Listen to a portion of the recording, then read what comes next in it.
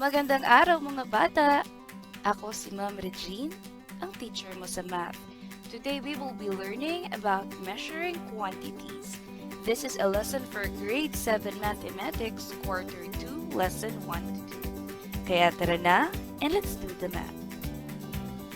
We also have rate. It is a ratio of two different quantities.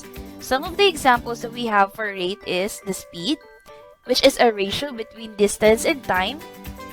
We also have water consumption, which is a ratio of price per cubic meter. At marami pang iba. Word problem under rate. What is the speed of the car if it travels 100 kilometers in 2 hours? Ang formula natin ng speed ay distance over time. Dahil ang speed ay isang ratio between distance and time.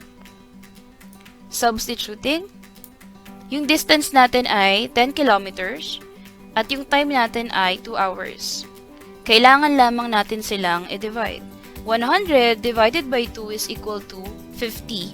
Ang gagamitin nating unit ay pareho. So, ang sagot natin ay 50 km per hour. Or, pwede rin naman na 50 kph.